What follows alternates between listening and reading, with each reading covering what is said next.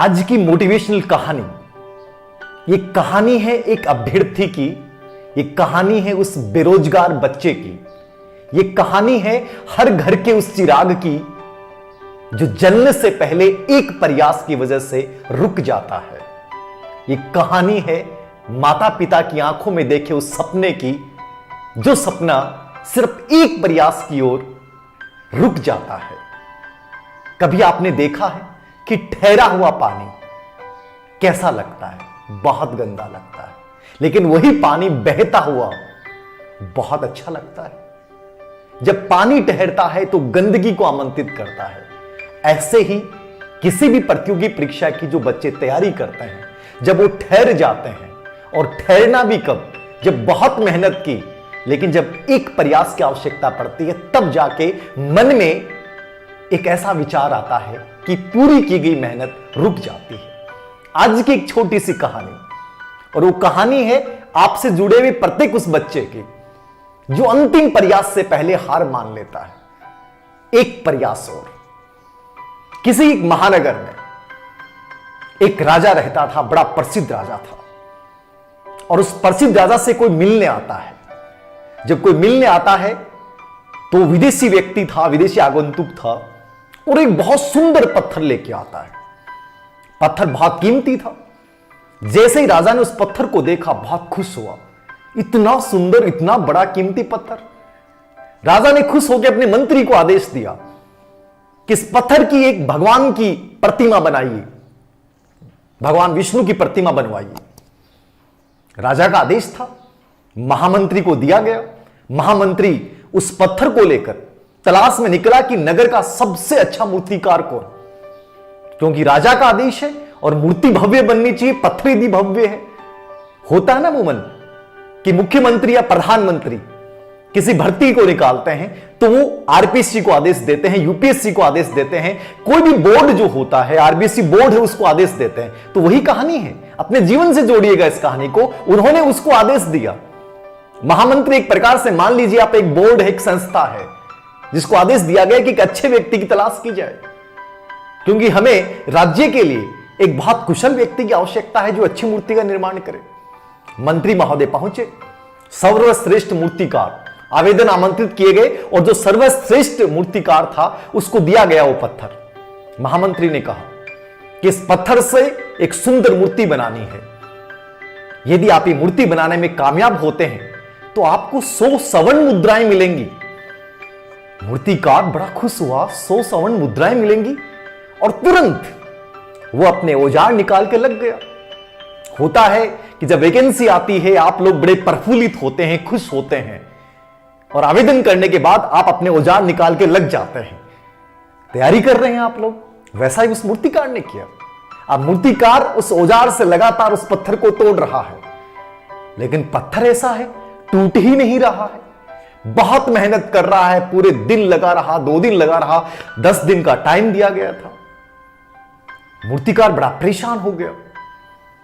एक बार प्रयास, 10 बार प्रयास, 20वीं बार वो औजार हथौड़े से वार कर रहा है। 50, 51, 52 वार करने के बाद परेशान हो गया हम लोगों की तरह, और अंतिम रूप से हथौड़ा उठाया। फिर सोचा कि जब मैंने 52 से 53 बार वार कर लिया तो उसमें नहीं टूटा ये पत्थर, अब क्या टूटेगा। इतना ऊपर लाने के बाद उसने कहा नहीं, ये नहीं टूटने वाला। निराश हो गया।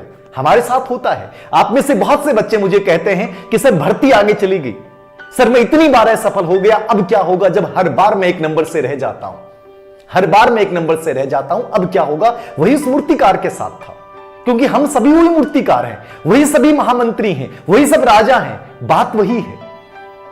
मूर्तिकार निराश होने के बाद, ऊपर लाने के बाद वो हिम्मत नहीं करता, हार जाता है। मैं परेशान हो चुका हूं, मैं थक चुका हूं, ये नहीं टूटने वाला। मंत्री के पास पहुंचा और कहा कि साहब ये पत्थर कभी नहीं टूटेगा और कभी भगवान की मूर्ति नहीं बन सकती। मंत्री निराश हो गया कि इतना योग्य व्यक्ति और ये बातें कर रहा है। आप में से बहुत से योग्य अभ्यर्थी होते हैं, बहुत मेहनत करते हैं, कड़ी मेहनत करते हैं, बहुत उत्साह के साथ करते हैं, लेकिन अपनी असफलताओं से इतने निराश हो चुके होते हैं, जब उन्हें एक प्रयास की आवश्यकता पड़ती है वो थक जाते हैं, हार मान लेते हैं। महामंत्री को तो राजा के आदेश का पालन करना था। और वो महामंत्री उसी पत्थर को उठा के चलता है गांव में। एक साधारण सा मूर्तिकार उसके पास पहुंचता और कहता है कि क्या तुम मूर्ति बना पाओगे? उसने कहा क्यों नहीं बना पाऊंगा। वो फ्री बैठा था बेचारा। जैसे आप में से जो शुरुआत में बच्चे बहुत तैयारी करते हैं जोश के साथ, वो हार चुके हैं, मैदान छोड़ चुके हैं, और जो नए बच्चे जुड़ रहे हैं वो बेचारे उत्साह के साथ करेंगे। मेहनत तो उन लोगों ने पहले से कर ली है और उनकी मेहनत की गई पोस्ट को नए लोग काबिज करेंगे। देखना आप, नए लोग पद स्थापित होते हैं, कैसे होते हैं देखना आप। उस मूर्तिकार ने हथौड़ा उठाया और मंत्री के सामने ही उस पत्थर पे एक चोट मारी और चोट मारते पत्थर टूट गया। सिर्फ एक चोट से। क्यों? क्योंकि मेहनत तो पहले ही वो मूर्तिकार कर चुका था, सिर्फ उसे एक चोट की और आवश्यकता थी और वो चोट उस साधारण मूर्तिकार ने मान ली। समझिएगा कहानी क्या है। कहानी ये है कि जो बच्चा अब तक बहुत पढ़ चुका है और जब उसे एक प्रयास की आवश्यकता है वो जल्दी सिलेक्शन ले जाता है, लेकिन उसी एक प्रयास के चक्कर में वो हार मान लेता है और लौट जाता है और एक नया बच्चा आता है और वो अपने पहले प्रयास में सिलेक्शन ले लेता है, क्योंकि वो ऐसे सर्वश्रेष्ठ मूर्तिकार जो गजब की मेहनत कर चुके हैं, वो मैदान छोड़ के भाग चुके होते हैं और वो सीट खाली कर चुके होते हैं और एक नया बच्चा उत्साह के साथ पहली ही चोट में उस एग्जाम को क्रैक कर देता है। उस मूर्तिकार ने मूर्ति बना दी।